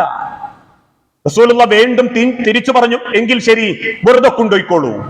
സഹാബാക്കൾ പരിഹാസത്തോടെ പറഞ്ഞു: നബിയെ, ഈ ചത്ത ആട്ടിൻകുട്ടീനെയാണോ നിങ്ങൾ വെറുതെ തരാന്ന് പറയുന്നത്? അങ്ങനെ തന്നാലും ഞങ്ങൾക്ക് വേണ്ട നബിയെ, കാരണം അത് ചത്തതും പുഴുവളയ്ക്കുന്നതുമാ. മാത്രമല്ല നബി, അതിന്റെ ചെവി നിങ്ങൾ കണ്ടോ? ചെന്നായയുടെ ചെവിയ. അറബികൾക്കൊരു വിശ്വാസമുണ്ട്, ആടുകളെ മേയ്ക്കാൻ വിട്ടാൽ ഏതോ ചെന്നായ ഇണചേരും. ആ ചെന്നായയിൽ ഉണ്ടാകുന്ന ആട്ടിൻകുട്ടീന്റെ ചെവി ഇങ്ങനെ നായന്റെ മാതിരി കൂർത്തു നിൽക്കും. അത് കാണുമ്പോഴേക്കും ചില ആളുകൾ അതിനെ തച്ചു കൊന്നു കളയും. അങ്ങനെ ആരോ കൊന്നിട്ടൊരു ആട്ടിൻകുട്ടിയെയാണോ നബിയെ നിങ്ങൾ ഞങ്ങൾക്ക് തരുന്നത്? സഹാബാക്കള് പരിഹാസത്തോടെ നിൽക്കുമ്പോ ആ ചത്ത ആട്ടിൻകുട്ടിയുടെ നേരെ ചുണ്ടി അള്ളാന്റെ ഹബീബ് പറഞ്ഞൊരു വാക്കുണ്ട്, സഹാബത്തെ, ഈ ചത്തു പുഴുവളയ്ക്കുന്ന ആട്ടിൻകുട്ടിയുടെ വില പോലും അള്ള ദുനിയാവിന് കൊടുത്തിട്ടില്ല. അള്ള ദുനിയാവിന് കൊടുത്തിട്ടില്ല. ദുനിയാവ് എന്ന് പറഞ്ഞാൽ കൊയിലാണ്ടി അല്ല, കോഴിക്കോട് ജില്ലയല്ല, കേരളമല്ല, ഇന്ത്യ അല്ല. സൂര്യൻ ഉദിച്ചസ്തമിക്കുന്ന ഈ അണ്ഡകടാഹത്തിന് ഈ ചത്തു പുഴുവളയ്ക്കുന്ന ആട്ടിൻകുട്ടിയുടെ വില പോലും പടച്ചോൻ കൊടുത്തിട്ടില്ല. അള്ള കൊടുത്തിരുന്നുവെങ്കിൽ, അള്ളാഹ്ക്ക് ദുനിയാവ് വലിയ വിലയുള്ളതായിരുന്നെങ്കിൽ, അള്ളാഹുവിന്റെ നിഷേധികൾക്ക് ഒരു തുള്ളി വെള്ളം പോലും പടച്ചോൻ കൊടുക്കൂലായിരുന്നു. അള്ളാഹിനെ വെല്ലുവിളിച്ചവനും അള്ള വെള്ളം കൊടുക്കുന്നുണ്ടെങ്കിൽ, അള്ളാഹുവിനെ മറന്ന് ജീവിക്കുന്നവർക്കും പടച്ചോൻ ദുനിയാവ് കൊടുക്കുന്നുണ്ടെങ്കിൽ, അള്ള അത്ര വിലയെ ദുനിയാവിനിട്ടിട്ടുള്ളൂ. അത്ര ചെറുതാ ദുനിയാവ്. ആ ദുനിയാവിന്റെ പേരിൽ ഒരിക്കലും മനുഷ്യന് ആഖിറത്തിൽ അള്ളാഹുവിന്റെ മുൻപിൽ ആ വലുപ്പം കൊണ്ട് രക്ഷപ്പെടാൻ സാധിക്കുകയില്ല. അതുകൊണ്ടായിരുന്നു സ്വഹാബത്തിനൊക്കെ ദുനിയാവിൽ എന്തെങ്കിലും കിട്ടുമ്പോ അവർക്ക് എന്തോ ബേജാറാ. ഒന്ന് കിട്ടുമ്പം അടുത്തത് വീണ്ടും കിട്ടുമ്പം അവർക്ക് ആശങ്കയാ. ഏത് നിമിഷവും പടച്ചോൻ തിരിച്ചു വിളിക്കുന്നു, ഈ തന്നതൊക്കെ അള്ളാന്റെ അരികിൽ ചോദ്യം ചെയ്യപ്പെടുമെന്നുമുള്ള ആദി. അതുകൊണ്ടാണല്ലോ എപ്പോഴും നമ്മൾ കേൾക്കുന്ന ഒരു ചരിത്രമുണ്ട്. വിശപ്പിന്റെ കാഠിന്യം കൊണ്ട് എഴുന്നേറ്റ് നടക്കുമ്പോ സിദ്ദീഖുൽ അക്ബറിനെയും ഉമർ ഇബ്നുൽ ഖത്താബിനെയും അള്ളാഹുവിന്റെ പ്രവാചകൻ സല്ലല്ലാഹു അലൈഹി വസല്ലമയും ഒരു ദരിദ്രനായ സഹാബി വീട്ടിലേക്ക് കൂട്ടിക്കൊണ്ടുപോവുക. ആ വീട്ടിലാകെയുള്ള കുറച്ച് കാരക്ക എടുത്ത് റസൂലുള്ളാന്റെ മുൻപിൽ വെക്കുമ്പോ 3 ദിവസത്തിലധികം പട്ടിണി കിടന്ന അള്ളാന്റെ ഹബീബ് ഒരു കാരക്ക എടുത്ത് ചീന്തി ഒരു കഷണം ഇങ്ങനെ ആകാശത്തേക്ക് പിടിച്ച് കരയുന്നു കണ്ടപ്പം സഹാബത്ത് ചോദിച്ചു, റസൂലേ, പട്ടിണി തന്ന റബ്ബിനോടുള്ള സങ്കടാണോ കരച്ചില്? തിരുദൂതൻ തിരിച്ചു പറഞ്ഞു, അല്ല സഹാബത്തെ, ഒരു കാരക്കയുടെ കഷണം, വല്ലാഹി സുമ്മ ലതുസ്അലുന്ന യൗമഇദിൻ അനിൻ നഈം, ഈ കാരക്കയുടെ കഷണത്തെ കുറിച്ചും അല്ലാഹു നാളെ ചോദിക്കുമെന്ന് ചിന്തിക്കുമ്പോ എനിക്ക് വല്ലാത്ത പേടി തോന്നുന്നു. അള്ള ദുനിയാവിൽ എന്ത് തരുമ്പോഴും അവർക്ക് പേടിയാ. ആഖിറത്തിൽ അള്ള തരാൻ ഉദ്ദേശിച്ചത് പടച്ചോൻ ദുനിയാവ് തന്നു തീർക്കാണോന്ന്, ഇതിനെപ്പറ്റിയൊക്കെ അള്ളഹാനോട് മറുപടി പറയേണ്ടി വരുമല്ലോ എന്നുള്ള പേടി. ആ പേടി കൊണ്ട് തന്നെ അവർക്ക് എന്ത് കൂടുതൽ കിട്ടുമ്പോഴും അവർ കരയും. മദീനത്തെ പള്ളിയിൽ വന്ന് പൊട്ടി പൊട്ടി കരയും. ഇസ്ലാമിക ലോകത്ത് ഏറ്റവും വലിയ പീഡനം നേരിട്ട ഒരു വ്യക്തിയായിരുന്നു ഖുബൈബ് റളിയല്ലാഹു അൻഹു. ഖുബൈബ് റളിയല്ലാഹു അൻഹുവിനെ പീഡിപ്പിച്ചത് ഇസ്ലാമിക ചരിത്രം പറയുന്നുണ്ട്. ചുട്ടുപഴിപ്പിച്ച ഇരുമ്പിന്റെ പരവതാനിയിൽ ഖുബൈബിനെ യജമാനൻ പിടിച്ചു കെട്ടും. എന്നിട്ട് അദ്ദേഹത്തിന്റെ പുറം ഒന്നടങ്കം പൊള്ളിച്ചു കളയും. വീണ്ടും ദേഷ്യം മാറാത്ത യജമാനൻ വിറകുകൊള്ളിയെടുത്ത് ഖുബൈബിന്റെ പുറത്തിങ്ങനെ കുത്തുമ്പോ ഖുബൈബ് റളിയല്ലാഹു അൻഹുവിന്റെ പൊട്ടിക്കരച്ചിൽ കേട്ട് അവിടെയുള്ള ആടുകൾ പോലും സങ്കടപ്പെട്ടിരുന്നു എന്നാ ഇസ്ലാമിക ചരിത്രം. ആ ഖുബൈബ് റളിയല്ലാഹു അൻഹുവിനെ ഇസ്ലാമിലേക്ക് കടന്നു വന്നു. അതിന്റെ പേരിലായിരുന്നു പീഡനം. യജമാനൻ ചോദിച്ച വില കൊടുത്ത് സിദ്ദീഖുൽ അക്ബർ അദ്ദേഹത്തെ മോചിപ്പിച്ചു. പിന്നീട് അദ്ദേഹത്തിന്റെ ജീവിതത്തിന്റെ പല ഘട്ടങ്ങളിലും ഉമർ റളിയല്ലാഹു അൻഹു ആരും അറിയാതെ ഖുബൈബിനെ ഒന്ന് കാണാൻ പോവും. എന്തിനാ? ഖുബൈബ് റളിയല്ലാഹു അൻഹുവിനെ ഇങ്ങനെ തിരിച്ചു നിർത്തി ഖുബൈബിന്റെ വസ്ത്രം ഇങ്ങനെ പൊക്കി ആ പുറന്നിങ്ങനെ കാണും. ഉമർ നിന്ന് കരയും. സഹാബത്ത് ചോദിച്ചു, ഉമറെ എന്തിനാ കരയുന്നത്? ഖുബൈബ് റളിയല്ലാഹു അൻഹുവിന്റെ വെറും തൊലിയില്ലാത്ത അസ്ഥിക്കൂടമായ പുറം മുതുക് കണ്ട് കണ്ണുനീരോട് ഉമർ റളിയല്ലാഹു അൻഹു പറയുന്നുണ്ട്, അള്ളാഹുവിന്റെ ദുനിയാവിൽ ഒന്നും സഹിച്ചിട്ടില്ല എന്ന് എനിക്ക് തോന്നുന്നത് ഖുബൈബിന്റെ മുതുക് കാണുമ്പോഴാ. മരിക്കുന്നത് വരെ ഉമർ റളിയല്ലാഹു അൻഹു ഖുബൈബിനെ ഇടക്ക് കൂട്ടിക്കൊണ്ടുപോയി സ്വയം കരയായിരുന്നു എന്നാ. ആ ഖുബൈബ് റളിയല്ലാഹു അൻഹുവിന് ഏകദേശം വാർദ്ധക്യത്തിലെത്തിയപ്പോ ഒരു കച്ചവടം തുടങ്ങി മക്കയില്. വമ്പിച്ച ലാഭം. നമ്മളൊക്കെ ഇന്ന് പറയാറില്ലേ, വലിയ നല്ല കയ്യാന്ന് പറയുന്നത് പോലെ തൊട്ടതൊക്കെ കച്ചവടം. സഹാബത്ത് പറയാൻ തുടങ്ങി, ഖുബൈബിന്റെ കാല് വെച്ച് കുത്തിയാ മതി, ആ കല്ലിന്റെ അടിയിൽ സ്വർണ്ണം ഉണ്ടാകും. അത്ര ബർക്കത്ത്. സമ്പത്തുകൾ കുമിഞ്ഞുകൂടാൻ തുടങ്ങി. പലരും അസൂയപ്പെടാൻ തുടങ്ങി. പിന്നീട് ഒരിക്കൽ ഉമർ റളിയല്ലാഹു അൻഹു നോക്കുമ്പോ കാണുന്നത് മദീന പള്ളിയുടെ 1ാമത്തെ സഫിൽ വന്നിരുന്ന ഖുബൈബ് റളിയല്ലാഹു അൻഹു ഇങ്ങനെ കരയാ. ഉമർ റളിയല്ലാഹു അൻഹു ചോദിച്ചു, എന്തേ ഖുബൈബ്? അദ്ദേഹം പറഞ്ഞു, അമീറുൽ മുഅ്മിനീൻ, കച്ചവടം വലിയ ലാഭത്തിലാ, ഓരോ ദിവസവും എനിക്ക് വലിയ ലാഭം കിട്ടുന്നുണ്ട്. ഉമർ റളിയല്ലാഹു അൻഹു ചോദിച്ചു, സന്തോഷിക്കണ്ടേ ഖുബൈബേ? ഖുബൈബ് റളിയല്ലാഹു അൻഹു പറഞ്ഞു, ഇല്ല ഉമറെ, എനിക്ക് പേടിയാ തോന്നുന്നത്. എന്തിന് ഖുബൈബ്? ഇസ്ലാമിന് വേണ്ടി പലതും ഞാൻ സഹിച്ചിട്ടുണ്ട്. പലപ്പോഴും ഞാൻ പട്ടിണി കിടന്നിട്ടുണ്ട്. എന്റെ ശത്രുക്കൾ പൊള്ളിക്കുന്ന സമയത്ത് പോലും ഞാൻ ഒരു തരി സങ്കടപ്പെട്ടിട്ടില്ല.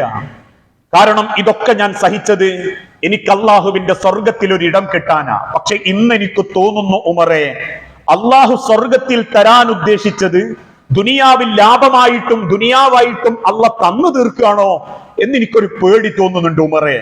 അതുകൊണ്ട് എനിക്ക് എന്റെ കച്ചവടം വേണ്ട ഉമർ, എനിക്ക് ലാഭവും വേണ്ട ഉമർ, എനിക്ക് അന്നത്തേക്ക് കഴിയാനുള്ളത് മാത്രം മതി ഉമർ എന്ന് കണ്ണുനീരോടെ പറയുന്നുണ്ടെങ്കിൽ അവരങ്ങനെ ആ ദുനിയാവിനെ കണ്ട് ഏത് നിമിഷവും തിരിച്ചു പോകാനുള്ളൊരിടം, ഉമ്മയുടെ ഗർഭപാത്രത്തിൽ നിന്ന് ഡോക്ടർമാര് പറയാതെ തന്നെ നമ്മൾ ചിന്തിച്ചെടുക്കുന്ന ഒരു ലോകം, അള്ളാഹുവിന്റെ ദുനിയാവ്.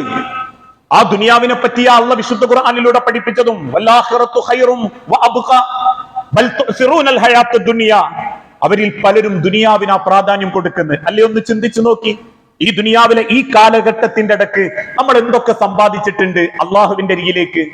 അതുകൊണ്ട് ആ മുൻഗാമികളായ ഉലമാക്കൾ ഒരു കവിതയിലൂടെ പാടി പറഞ്ഞതും വലത്തുക ഉമ്മുക യബ്ന ആദമ ബാക്കിയ വന്നാസു ഹൗലക യൽഹഖൂന സുറൂറാ ഫഅമൽ ബിനഫ്സിക ഇദാ തകുൻ ബകാ ഫി യൗമി മൗതിക ലാഹികൻ മസ്റൂറാ. വലത്തുക ഉമ്മുക യബ്ന ആദം, ആദമിന്റെ മക്കളെ, നിങ്ങളെ ഉമ്മ നിങ്ങളെ പ്രസവിച്ചത് ബാക്കിയ, കരയുന്നവനായിക്കൊണ്ട. ജനിച്ച കുട്ടി കരഞ്ഞിട്ടില്ലെങ്കിൽ ആശുപത്രി മൂകമാകും. ജനിച്ച കുട്ടി കരഞ്ഞിട്ടില്ലെങ്കിൽ ഡോക്ടർമാര് വെപ്രാളപ്പെടും. ജനിച്ച കുട്ടി കരഞ്ഞിട്ടില്ലെങ്കിൽ കുടുംബക്കാര് കരയും. അങ്ങനെ കരയുന്നവനായിക്കൊണ്ടാണ് നിങ്ങൾ ജനിച്ചതെങ്കിൽ വന്നാസു ഹൗലക യൽഹഖൂന സുറൂറാ, അന്ന് നിങ്ങളെ ചുറ്റും കൂടി നിൽക്കുന്നവരൊക്കെ ചിരിച്ചതാ. നിങ്ങളെ കരച്ചിൽ കണ്ട് കൂടി നിന്നവർ ചിരിച്ചത് അന്ന എങ്കിൽ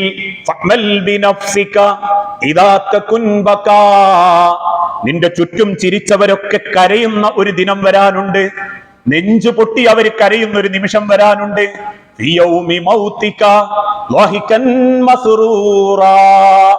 അന്ന് അവർക്ക് നടുവിൽ ഒന്നും അറിയാത്തവനെ പോലെ നിശബ്ദനായി കിടക്കേണ്ടവനാ നീ. അന്ന് നിനക്ക് മനസ്സമാധാനത്തോടെ പുഞ്ചിരിച്ച് പടച്ചോന്റെ അടുത്തേക്ക് പോണെങ്കിൽ നിനക്ക് നീ അധ്വാനിച്ചു തുടങ്ങണം ദുനിയാവിൽ. ഈ ദുനിയാവ് ഒരു വഞ്ചനയുടെ ലോകമാ. നിനക്ക് നീ അധ്വാനിച്ചു തുടങ്ങണം. അതുകൊണ്ടാ പ്രിയപ്പെട്ടവരെ, നമ്മളെ നാടും കുടുംബവും രക്ഷപ്പെടണമെങ്കിൽ ഈ ഒരു ചിന്ത നമ്മളെ മക്കളുടെ ഹൃദയത്തിൽ ഉണ്ടാവണം. നമ്മളെ മക്കൾക്ക് അറിയിച്ചു കൊടുക്കാൻ പറ്റണം. കാരണം ഇന്നത്തെ തലമുറ എല്ലാവരും മോശമാ എന്ന് ചിന്തിക്കരുത് കേട്ടോ. അങ്ങേയറ്റം നല്ല കഴിവുള്ള മക്കളാ. നമ്മൾ ചിന്തിക്കുന്നതിന്റെ അപ്പുറത്തേക്ക് ചിന്തിക്കാൻ പാകപ്പെട്ട മനസ്സാ. അതുകൊണ്ടാ കേരളം പ്രളയത്തിൽപ്പെട്ടപ്പോ നമ്മളൊക്കെ വീട്ടിലെ TV കണ്ടോണ്ടിരിക്കുന്ന സമയത്ത് കിട്ടിയതെല്ലാം നുള്ളിപ്പറിക്ക് വാഹനത്തിൽ തൂങ്ങിപ്പിടിച്ച് വയനാടിന്റെ ചുരം കയറി മണ്ണ് വാരിയത് ഈ യുവാക്കളാ, ഈ ചെറുപ്പക്കാരും മക്കളുമാ. ഇപ്പോഴും കോഴിക്കോടിന്റെയും കണ്ണൂരിന്റെയും വേണ്ട കൊയിലാണ്ടിയുടെയും ഹോസ്പിറ്റലുകളിൽ ഒരു നേരത്തെ ബ്ലഡ് കൊടുക്കാൻ വേണ്ടി കൈകിന്റെ ഞരമ്പുകൾ കാണിച്ചു കൊടുത്ത് ആരുമറിയാതെ ഇറങ്ങിപ്പോരുന്നവരും ചെറുപ്പക്കാരാ. ന്യൂ ജനറേഷനെ ആക്ഷേപിച്ചു അല്ലെങ്കിൽ അവരൊക്കെ മോശക്കാരി എന്ന് ചിന്തിക്കണ്ട.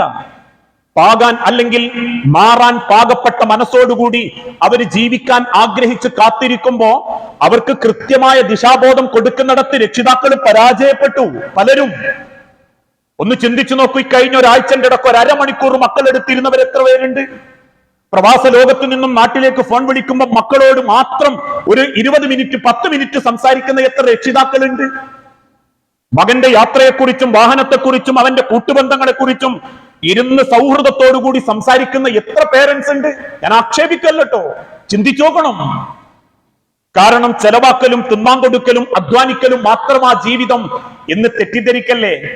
അമ്മാനെ വെട്ടിക്കൊന്ന ചെറുപ്പക്കാരനെ പോലീസ് കയ്യാമം വെച്ച് കൊണ്ടുപോകുമ്പോൾ റിപ്പോർട്ടർമാർക്ക് നേരെ ഫ്ലൈയിങ് കിസ് കൊടുത്ത ആ ചെറുപ്പക്കാരൻ പറഞ്ഞൊരു വാക്കുണ്ട്, എന്റെ ഈ അവസ്ഥക്ക് നിങ്ങളും കാരണക്കാരാ. 2ാം വയസ്സിൽ വാപ്പ ഉപേക്ഷിച്ച് പിന്നീട് നോക്കാൻ ആളില്ലാതെ ജീവിച്ചിരുന്ന എന്നെ പറ്റി നിങ്ങൾ ചിന്തിച്ചിരുന്നോ? ഒരു പിതാവിന്റെ സ്നേഹം തന്നിരുന്നോ? ഒരു കുടുംബത്തോട് കാണിക്കേണ്ടത് വെറും കിറ്റുകളിലും ഭക്ഷണത്തിലും മാത്രം ഒതുക്കാതെ ചേർത്ത് പിടിച്ച് എനിക്ക് ആരൊക്കെയോ ഉണ്ട് എന്ന് തോന്നിപ്പിക്കാൻ നിങ്ങൾക്ക് സാധിച്ചിട്ടുണ്ടോ എന്ന് ചെറുപ്പക്കാരൻ ചോദിക്കുന്നുണ്ടെങ്കിൽ നാളെ നമ്മളെ വീട്ടിലും അതന്നെയാ മക്കള് ചോദിക്കാൻ ഒരുങ്ങുന്നത്. പാപ്പാക്കിന് ഓർമ്മ ഉണ്ടായിരുന്നോ? ഉമ്മാക്കിന്ന പരിഗണന ഉണ്ടായിരുന്നോ? ഞാൻ എന്റെ സങ്കടങ്ങളും എന്റെ ബുദ്ധിമുട്ടുകളും പറയുമ്പം അത് കേൾക്കാനിരുന്നോ? എന്റെ മുഖഭാവം മാറുന്നതിന്റെ വാപ്പ അറിഞ്ഞിരുന്നോ? ഉമ്മ അറിഞ്ഞിരുന്നോ? അറിയാൻ പറ്റുന്നില്ല പലർക്കും. അത് തിരിച്ചറിവോട് കൂടി ചേർത്ത് നിർത്താൻ ഇന്ന് രക്ഷിതാക്കൾക്ക് എല്ലാവരും അത്തരക്കാര് എന്ന് ഞാൻ പറയുന്നില്ല. കാരണം നല്ല ജീവിതത്തിന്റെ ഏറ്റവും മനോഹരമായ പ്രായത്തിലെ കുട്ടികളാ ഇന്ന് ഏറ്റവും വലിയ ഭീകരത കാണിച്ചുകൊണ്ടിരിക്കുന്നത്. അതെന്തുകൊണ്ടാ? മദ്രസ വിദ്യാഭ്യാസ ഘട്ടത്തോടുകൂടി പലരുടെയും ദീനീ വിദ്യാഭ്യാസം അവസാനിച്ചു. പല വാപ്പാരുമാരും പറയും 7 കൊയിലാണ്ടി മദ്രസയിൽ പോയിട്ടുണ്ട് എന്ന്. 7ാം വയസ്സ് വരെ അല്ലെങ്കിൽ 7ാം ക്ലാസ് വരെ എന്ന് പറയുമ്പം അവന്റെ ജീവിതത്തിലെ 13 വയസ്സാ അല്ലെങ്കിൽ 12 വയസ്സാ അവന്റെ കുട്ടിത്വ പ്രായ. ആ പ്രായത്തിന്റെ അപ്പുറത്തേക്ക് അവന് തുടങ്ങുന്നത് ടീനേജ് പ്രായ. ആ ടീനേജ് പ്രായത്തെ ചരിത്രം പറയുന്നത് 13, 14, 15, 16, 17, 18, 19 ടീനേജ് പ്രായം. ആ പ്രായത്തിൽ മക്കളുടെ മനസ്സ് വളരും, വികാരം വളരും. 10ാം ക്ലാസ് വരെ നല്ല മോനായിരുന്നു, ഇപ്പോഴോ ഒരു കൊല്ലായിട്ടില്ല, ലഗാനില്ലാത്ത പോക്ക. 10ാം ക്ലാസ് വരെ എന്റെ കുട്ടീനോട് മിണ്ടാറില്ലായിരുന്നു, ഇപ്പൊ ഞാൻ എന്തു പറഞ്ഞതിനും തർക്കുത്തര. ടീനേജ് പ്രായ. ആ പ്രായത്തെ പറ്റി ലോകത്തിന്റെ ഹബീബായ നബി തങ്ങൾ വരെ പറഞ്ഞു, അശാബു ശൗബത്തു മിനൽ ജുനൂൻ, അതൊരു ഭ്രാന്തമായ ലോകമാ. എന്തിനോടും മോഹം തോന്നും, എന്തിനോടും ആകർഷണം തോന്നും. ഹീറോയാവാൻ, വാപ്പയാവാൻ സ്വയം വേഷം കെട്ടും. അവന് തോന്നും ചുണ്ടിലെരിയുന്ന സിഗരറ്റ് അവന്റെ ഹീറോയിസമാണെന്ന്. അതല്ലേ മീഡിയകൾ കുത്തിവെച്ചതും, ആ പ്രായത്തിലല്ലേ മക്കളെ സ്വാധീനിച്ചതും. കഴിഞ്ഞ 8 വർഷങ്ങൾക്ക് ഇങ്ങോട്ട് കേരളം അനുഭവിച്ചത് മുഴുവനും ലിബറൽ മനോഭാവങ്ങളാ, ലിബറൽ ചിന്തകളാ. പരസ്പരം ബന്ധങ്ങളെ അകറ്റുന്നതോടൊപ്പം ഏത് ബന്ധത്തിനും പെണ്ണിനെ ആലോചിക്കാമോ എന്നുള്ള മാനസികാവസ്ഥയിലേക്ക് കേരളത്തെ കൊണ്ടെത്തിക്കാൻ ലിബറലുകൾക്ക് പറ്റി. ജീവിതത്തിന്റെ ആസ്വാദനം എന്നാൽ സ്വന്തം ഇഷ്ടത്തിനനുസരിച്ച് ജീവിക്കലാണെന്ന് മക്കളെ മനസ്സിൽ അവർ കുത്തിവെച്ചപ്പോ അവരാദ്യം ആ കുത്തിവെക്കാൻ വേണ്ടി ഉപയോഗിച്ചത് മതനിരാസതയും നിഷേധവും യുക്തിവാദവുമായിരുന്നു. ആ യുക്തിവാദം മനസ്സിലേക്ക് കുത്തിവെച്ച പിന്നെ എന്താ എളുപ്പം? എല്ലാം ലിബറലാവും. എന്തുകൊണ്ടാ ഞാൻ കള്ളു കുടിക്കാത്തത്? എന്റെ മതം എന്നെ വിരോധിച്ചു. വാപ്പ വിരോധിച്ചതുകൊണ്ടല്ല. കുടിച്ചാ പൊരേക്കെറ്റൂല എന്ന് വാപ്പ പറഞ്ഞതുകൊണ്ടല്ല. എന്റെ മതം എന്നെ വിരോധിച്ചു. എന്തുകൊണ്ടാ ഞാൻ പെണ്ണ് പിടിക്കാത്തത്? എന്റെ മതം എന്നെ വിരോധിച്ചു. എന്തുകൊണ്ടാ ഞാൻ നല്ലൊരു മനുഷ്യനായി ജീവിക്കണം ആഗ്രഹിക്കുന്നത്? എന്റെ മതം എന്നെ പഠിപ്പിച്ചു. ശരി, ആ മതത്തെ ഞാൻ അങ്ങോട്ട് ഒഴിവാക്കി. ലിബറലുകളുടെ വാക്ക് കേട്ട് മതമൊക്കെ പ്രശ്നമാണ്, മതമാണ് പ്രശ്നം, അതുകൊണ്ട് ഒരു മതത്തിന്റെ ചട്ടക്കൂട് വേണ്ട. പെണ്ണെ നിന്റെ പർദ്ദ മതത്തിന്റെ ചട്ടക്കൂടാണ്, പെണ്ണെ നിന്റെ മുഖം പർദ്ദ അല്ലെങ്കിൽ വസ്ത്രം അതൊക്കെ ചട്ടക്കൂടാണ്, പൊട്ടിച്ചെറിയണം. ക്യാമ്പസുകളിലേക്ക് ലിബറലുകൾ കയറി. ശരി, ഞാൻ പൊട്ടിച്ചെറിഞ്ഞാൽ പിന്നെ എനിക്ക് കുടിക്കാം, എനിക്ക് മതല്ല. എനിക്ക് വ്യഭിചരിക്കാം, എനിക്ക് മതല്ല. എനിക്ക് ഏത് കോലത്തിലുള്ള വസ്ത്രം ധരിക്കാം, ഹാഫ് സ്ലീവ് ഇടാം, ലെഗിൻസ് ഇടാം, ഇനി ആണിൻ്റെത് പെണ്ണിനിടാം, പെണ്ണിൻ്റെത് ആണിനിടാം, എനിക്ക് മതല്ല. ആ മതമില്ലായ്മയിലേക്ക് മക്കളെ കൂട്ടിക്കൊണ്ടുപോകാൻ അവർ കണ്ടെത്തിയത് മീഡിയകളായിരുന്നു. 15 സെക്കൻഡിന്റെ റീലുകളിലൂടെ മക്കളെ ഇൻഡിവിജ്വൽ അറ്റൻഷനിൽ നിന്നും മാറ്റാൻ അവർക്ക് സാധിച്ചു. അതുകൊണ്ടാ 15 മിനിറ്റിന്റെ ഇടക്ക് 30 മിനിറ്റ് ആയി പോയ മക്കൾക്ക് കാണാൻ 15 സെക്കൻഡിന്റെ ഇടക്ക് 30 സെക്കൻഡിലേക്ക് എത്തിയ കാണാൻ മനസ്സ് അറ്റൻഷൻ ആവുന്നില്ല. ഈ പോക്ക് വലിയ അപകടത്തിലേക്കാ. നമ്മളിപ്പോഴും വയലും പറഞ്ഞിട്ട് ഇങ്ങനെ ചിന്തിച്ച് ഒരു കുഴപ്പമില്ല, എല്ലാം സമ്പാദിച്ചു കൊടുക്കലുണ്ട് എന്നുള്ളതല്ല. ചേർത്ത് പിടിച്ചും ചേർത്ത് നിർത്തിയും മക്കളെ അള്ളാഹുവിന്റെ പരലോകത്തിന് വേണ്ടി ഒരുക്കാൻ പറ്റണം. അവർക്ക് അറിയിച്ചു കൊടുക്കണം ദുനിയാവ് നശ്വരമാണെന്ന്, കാത്തിരിക്കുന്ന ഒരു ലോകം അവരെ അള്ളാഹു ഒരുക്കി വെച്ചിട്ടുണ്ടെന്ന്. ആ ബോധം മക്കളെ ഹൃദയത്തിൽ മരണാനന്തര ലോകത്തെക്കുറിച്ചുള്ള ഒരു ബോധത്തിലേക്ക് ആ മക്കളെ കൈപിടിക്കാൻ സാധിക്കണം, അറിയിച്ചു കൊടുക്കാൻ പറ്റണം. ഓരോന്നിന്റെ വരും വരായികകളും അതിന്റെ ദൂഷ്യങ്ങളെയും കുറിച്ച്. എന്നിട്ട് അവരുടെ ഹൃദയത്തിൽ നാഥനെ കുറിച്ച്, റബ്ബിനെ കുറിച്ചുള്ള ഒരു വലിയ ബോധം അവരുടെ ഹൃദയത്തിൽ സ്ഥാപിക്കാൻ പറ്റണം. ഇന്ന് ഞാൻ പറയാറുണ്ട്, പലപ്പോഴും പല കുടുംബത്തിലെയും വാപ്പാർക്ക് തൗഹീദ് ഉണ്ട്, മക്കൾക്കില്ല. വാപ്പ നല്ല മുവഹിദീങ്ങളായ കുടുംബ, മക്കൾക്ക് ആ തൗഹീദ് ഇല്ല. കാരണം തൗഹീദ് നഷ്ടപ്പെടുത്തുന്ന മനോഭാവത്തിലേക്ക് കാലഘട്ടം എത്തി. ഇരുട്ടുള്ള രാത്രിയിൽ കറുത്തു പാറക്കു മുകളിലൂടെ കറുത്ത ഉറുമ്പരിച്ചു വരുന്നത് പോലെ വിശ്വാസത്തിൽ അബദ്ധങ്ങളിലേക്ക് എത്തി. സ്വന്തം വിശ്വാസത്തെ കുറിച്ച് പോലും കൃത്യമായി പറയാൻ അറിയുന്ന ഒരു രീതിയിലേക്ക് നമ്മളെ മക്കളും തലമുറകളും മാറുന്ന അവസ്ഥ ഇല്ലാതായി. അതുകൊണ്ടാ മുഖ്യധാര കേരളത്തിൽ ഒരു മുസ്ലിം കോളേജിൽ ചെന്ന് ചില പത്രക്കാർ ചോദിച്ചു, ഇന്ത്യയിൽ ഏക സിവിൽ കോഡ് വരുന്നുണ്ട്, നിങ്ങളുടെ അഭിപ്രായം എന്താ? പെൺകുട്ടികൾ തട്ടമിട്ട പർദ്ദയിട്ട മക്കൾ പറഞ്ഞു, ഒരുമിച്ച് കത്തിക്കലല്ലേ, എന്താ പ്രശ്നം? കത്തിക്കട്ടെ, പിന്നെ ഒരു പ്രശ്നമില്ലല്ലോ. ആ മക്കൾക്കറിയൂല, ജനിപ്പിച്ച വാപ്പാന്റെ മയ്യത്ത് കുളിപ്പിച്ച് ആ വാപ്പാനെ അള്ളാനെ ഏൽപ്പിച്ചു കൊടുക്കുമ്പോ പള്ളിയുടെ 1ാമത്തെ സെഫിൽ കൊണ്ടുവച്ച് ഹൃദയം നുറുങ്ങുന്ന പ്രാർത്ഥനയോടെ വാപ്പാക്ക് വേണ്ടി പ്രാർത്ഥിച്ച് തോളിലെടുത്ത വാപ്പാനെ 6 അടി മണ്ണിലേക്ക് ഇറക്കി വെച്ച് 3 പിടി മണ്ണ് വാരിയിട്ട് പടച്ചോനെ ഇനി ഏറ്റെടുക്കണം എന്റെ വാപ്പാനെ എന്ന് പറയുന്ന, അല്ലെങ്കിൽ ആഴ്ചയിലും മാസത്തിലും പള്ളിയിലെത്തുമ്പോൾ വാപ്പാന്റെ കബറും പുറത്തു പോയി, ഉമ്മാന്റെ കബറും പുറത്തു പോയി ഒന്ന് ഹൃദയം തുറന്ന് പ്രാർത്ഥിക്കുന്ന മനസ്സിന്റെ ഈമാൻ ഇന്നത്തെ മക്കൾക്ക് കിട്ടുന്നില്ലെങ്കിൽ രക്ഷിതാക്കളെ നമ്മളും കുറ്റവാളികളാ. അറിയിച്ചു കൊടുക്കുന്നിടത്ത് അത് അറിയിച്ചു കൊടുക്കാൻ ഇവിടെ എന്തൊക്കെ മാർഗങ്ങൾ വന്നു.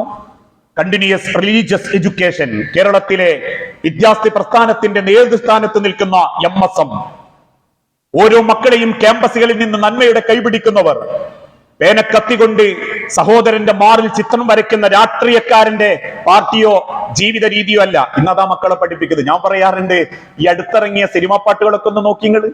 മക്കൾ എപ്പോഴും നാവിൽ ചൊല്ലുന്നത് ഒരു ആയത്തോതിയിട്ടില്ലെങ്കിലും അവർ ഓതുന്നത്, ഞാൻ ആക്ഷേപിക്കുകയും കുറ്റം പറയല്ലോ, എത്രമാത്രം അവർ സ്വാധീനിക്കപ്പെടുന്നു എന്നുള്ളതാ. മാതാപിതാക്കളെ മാപ്പ്, ഇനി അങ്ങോട്ട് തന്നിഷ്ട പോക്ക്, ഉന്നം മറന്നൊരു പോക്ക്, ഉപദേശമോ മതിയാക്ക്, കട്ട ചോര കൊണ്ടടിക്കും ചോര സർവത്ത്. വയലൻസിനെ പ്രേമിക്കുന്ന ഒരു യൗവനം, വയലൻസിനെ ഇഷ്ടപ്പെടുന്ന ഒരു കൗമാരം. കേരളത്തിൽ മലപ്പുറം ജില്ലയിൽ ഒരു ഷോപ്പ് ഉദ്ഘാടനം ചെയ്യാമെന്ന ഒരു യൂട്യൂബറുടെ ക്വാളിറ്റി എന്തായിരുന്നു? ഭക്ഷണം ആമാശയത്തിന് പകരം അടിവസ്ത്രം പൊക്കി ആസന്നത്തിലിടും. എന്തിനും ദ്വയാർത്ഥം പറയും, കുടുംബത്തോട് ദ്വയാർത്ഥ ചോദ്യം ചോദിക്കും. വലിയ യൂട്യൂബ് വ്ളോഗറാ. ഉദ്ഘാടനം ചെയ്യാമെന്ന് റോഡ് ബ്ലോക്കായി. ആരെ കൊണ്ട്? 8 മുതൽ 13 വയസ്സ് വരെയുള്ള കുട്ടികളെ കൊണ്ട്. അവസാനം യൂട്യൂബറെ തിരിച്ചയക്കാൻ പോലീസ് ഒരുങ്ങിയപ്പം ഈ 8 വയസ്സുള്ളവനും 12 വയസ്സുകാരനും പോലീസിനോട് പറഞ്ഞു, ഞങ്ങളെ യൂട്യൂബറെ തിരിച്ചയച്ച കേരളം ഞങ്ങൾ കത്തിക്കും. വയലൻസിനെ മാത്രം ഇഷ്ടപ്പെടുന്ന ഒരു മാനസികാവസ്ഥയിലേക്ക് ഇവിടെയൊക്കെ ആ മക്കളുടെ ഹൃദയത്തിലേക്ക് അറിയിച്ചു കൊടുക്കാൻ പറ്റണം അള്ളാഹുവിന്റെ മഹത്വത്തെക്കുറിച്ച്, അള്ളാഹുവിന്റെ ഈ ലോകത്ത് അല്ലാഹ് സ്നേഹിക്കുന്ന സ്നേഹത്തെക്കുറിച്ച്, റബ്ബ് നമ്മളോട് കാണിക്കുന്ന കാരുണ്യത്തെക്കുറിച്ച്. കഴിക്കുന്ന ഭക്ഷണത്തിന്റെ മുൻപിൽ വെച്ച് സഹാബാക്കൾ ഓർമ്മപ്പെടുത്തി, മോനെ, കഴിക്കുന്നത് സസ്യമായാലും മാംസമായാലും ദഹിപ്പിക്കുന്ന ഒരു ആമാശയം തന്നവനാണ് നിന്റെ റബ്ബ്. ലോകത്ത് നിന്നെ ആര് സ്നേഹിക്കുന്നതിനേക്കാൾ കൂടുതൽ നിന്നെ സ്നേഹിക്കുന്ന റബ്ബ്. 12 ഞരമ്പുകളാൽ നിന്റെ കണ്ണിന് വർണ്ണ വിസ്മയം കൊടുത്ത റബ്ബ്. ലോകത്തൊരു മിക്സിയേക്കാൾ എളുപ്പത്തിൽ സാധനങ്ങൾ അരച്ചു കളയാൻ പറ്റുന്ന 32 തേറ്റുകൾ കൊണ്ട് മനുഷ്യന്റെ ഭക്ഷണ സ്വാതന്ത്ര്യത്തെ കൃത്യമായി ചലിപ്പിക്കുന്ന നിന്റെ റബ്ബ്. എല്ലില്ലാത്ത നാവിനെ കൊണ്ട് സംസാരിക്കാനും എല്ലില്ലാത്ത ചുണ്ടുകളെ കൊണ്ട് ആശയവിനിമയം നടത്താനും മനുഷ്യന്റെ കൈകാലുകളെ കൊണ്ട് ഈ ലോകത്തെ നിയന്ത്രിക്കാൻ പോലും മനുഷ്യനേക്കാൾ 10,000 മടങ്ങ് ശക്തിയുള്ള വസ്തുക്കളെ പോലും ഒരു ചുണ്ടുവെള്ള കൊണ്ട് നിയന്ത്രിക്കാനും പറ്റുന്ന ഒരാദരവ് അള്ളാഹു തന്നിട്ടുണ്ടെങ്കിൽ ആ അള്ളാഹിനെ സ്നേഹിക്കണം, ആ അള്ളാഹുവിന് ഏറ്റവും പ്രിയപ്പെട്ടവനായിട്ട് കാണണം, ആ റബ്ബിനെ ഹൃദയത്തോട് ചേർക്കണം, ആ റബ്ബിന് കൊടുക്കേണ്ട ശുക്റും നന്ദിയും ജീവിതം കൊണ്ട് തിരിച്ചു കൊടുക്കാൻ പറ്റണം. ഞാൻ ദീർഘിപ്പിക്കുകയല്ല, ഇനി അതേയുള്ളൂ മാർഗം. നമ്മളെ ദുനിയാവിലേക്ക് ആസക്തിപ്പെട്ട് പരക്കം പായുന്ന സമൂഹത്തെ രക്ഷപ്പെടുത്താൻ അതേയുള്ളൂ ഇനി മാർഗം. നമ്മളൊക്കെ പറയാറില്ലേ, കൊന്നവനും കൊല്ലിച്ചവരും ഒക്കെ ആസ്വദിച്ച് ഈ ലോകത്ത് ജീവിക്കുമ്പോ, അതല്ലെങ്കിൽ ബ്രൗൺ ഷുഗറും കഞ്ചാവും ഉണ്ടെന്ന ബോധ്യത്തോടുകൂടി അറസ്റ്റ് ചെയ്യപ്പെട്ടിട്ടും അറസ്റ്റ് ചെയ്യപ്പെട്ടവർ പിടിപാടുള്ളവരായതിന്റെ പേരിൽ അറസ്റ്റ് ചെയ്ത പോലീസുകാരൻ സസ്പെൻഷനിലാകുമ്പോ, നഞ്ചക്ക് കൊണ്ട് തലതല്ലിപ്പൊളിച്ചവനും പരീക്ഷ എഴുതുന്ന സംരക്ഷണത്തിലേക്ക് നീതികൂടം മാറുന്നുണ്ടെങ്കിൽ ഇനി ഒരൊറ്റ പ്രതീക്ഷയുള്ളൂ, പടച്ചോനോട് പ്രാർത്ഥിക്കി. അല്ലാഹു ഖൈറുൽ മാക്കിരീൻ, അവനാ തന്ത്രശാലി, ലോകത്തെന്തിന്റെക്കാളും വലിയ തന്ത്രശാലി. ആ തിരിച്ചറിവിലേക്ക് നമ്മൾ എത്തുകയും ഈ ദുനിയാവ് തിരിച്ചു പോകുമ്പോ, ഏത് നിമിഷവും അള്ളാഹ് തിരിച്ചു വിളിക്കുമ്പോ ഈ ദുനിയാവിൽ നല്ലൊരു കുടുംബമായി നല്ലൊരു മനുഷ്യനായി നമുക്ക് ജീവിക്കാൻ സാധിക്കുമ്പോഴാണ് ദുനിയാവ് നമുക്ക് ഉപകാരപ്പെട്ടത്. അല്ലാണ്ട് ആലീസ് മട്ടിൽ കെട്ടിപ്പൊക്കുന്ന കൊട്ടാരങ്ങൾ ഉണ്ടാക്കലും നാട്ടുകാരെ മുൻപിൽ ഒന്ന് വിജയിച്ചു എന്ന് കാണിക്കാൻ ലക്ഷറി കാറ് വാങ്ങലും അല്ലെങ്കിൽ അത്യാവശ്യം ഏത് കോലത്തിലുള്ള ഡ്രസ് ഇട്ട് നടക്കലൊന്നും ദുനിയാവിൽ ജയല്ല. അത് ദുനിയാവിലുള്ള വേഷം കെട്ടലുകൾ മാത്രമാ. കാരണം കോടികൾ സമ്പാദിച്ചവരും പറമ്പ് വാങ്ങിയിട്ടവരും ഇന്ന് വീട്ടിൽ ചെന്ന് മക്കളോട് പറയണം, മക്കള് വാപ്പാനെ കൊയിലാണ്ടി കബർസ്ഥാനിൽ അടക്കരുത് കേട്ടോ. പിന്നെ എവിടെ അടക്കേണ്ടത് എന്നറിയോ?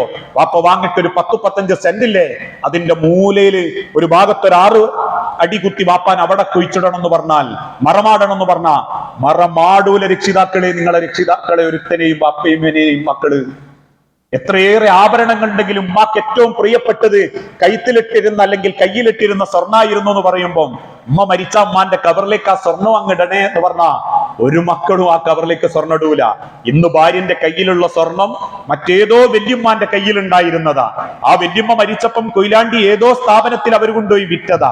ആ വിറ്റ സാധനം അവര് തീയിലിട്ട് ഉരുക്കി പുതിയ ഡിസൈൻ ആക്കിയപ്പോ നിങ്ങൾ പെണ്ണുങ്ങളെയും കൂട്ടിക്കൊണ്ടുപോയി വാങ്ങിയതാ. നിങ്ങൾ നാളെ മരിച്ചാലും ആ പെണ്ണിന്റെ ആഭരണം അതേ കടയിൽ കൊണ്ട് കൊടുക്കുമ്പം അവനൊന്ന് സ്റ്റൈല് മാറ്റി വീണ്ടും അവൻ ഡിസ്പ്ലേ വെക്കുമ്പോ ഒരുപക്ഷെ ചെങ്ങോട്ടുകാവിലുള്ളതോ വടകരയിലുള്ളതോ കുടുംബം അത് വാങ്ങിക്കൊണ്ടോയേക്കാം. അൽമാലു വൽ ബനൂന സീനത്തുൽ ഹയാത്തി ദുനിയ. ദുനിയാവിൽ ഒരു അലങ്കാരം മാത്രം, അതൊക്കെ കുറച്ചു കാലം ആസ്വദിക്കാനുണ്ട്. അതാ ഏറ്റവും വലുത് എന്ന് കരുതി ജീവിക്കരുത്. മറിച്ച് ഏറ്റവും വലുത് തിരിച്ചു പോകുമ്പോ പുഞ്ചിരിയോടെ അള്ളാഹുവിനെ കാണാൻ പറ്റണം. നമ്മൾ ജീവിച്ചിരുന്ന നാടും സമൂഹവും നമ്മളൊരു വലിയ സമ്പാദ്യമായിരുന്നു എന്ന് അവർക്കും നമ്മക്കും തോന്നണം. ഞാൻ എന്റെ കുടുംബത്തിന്റെ ഒരു വലിയ സന്തോഷമായിരുന്നു, സൗഭാഗ്യമായിരുന്നു എന്ന്. ഒരൊറ്റ ചരിത്രം കൂടി പറഞ്ഞ് ഞാൻ എന്റെ വാക്ക് അവസാനിപ്പിക്കാം. ഇസ്ലാമിക ലോകത്ത് ഏറ്റവും കൂടുതൽ ചർച്ച ചെയ്യപ്പെട്ടിരുന്ന ഒരു പ്രണയ കാവ്യമാണ് അലി ഇബ്നു അബീ ത്വാലിബ് റളിയല്ലാഹു അൻഹും ഫാത്തിമ ബീവിയും തമ്മിലുള്ള ജീവിതം. ആ ജീവിതത്തെ പോലെ ഇന്ന് ലോകത്തൊരു റീൽസുകളും ഇല്ലട്ടോ. അത്രക്ക് മനോഹര. ഓരോ സെക്കൻഡും.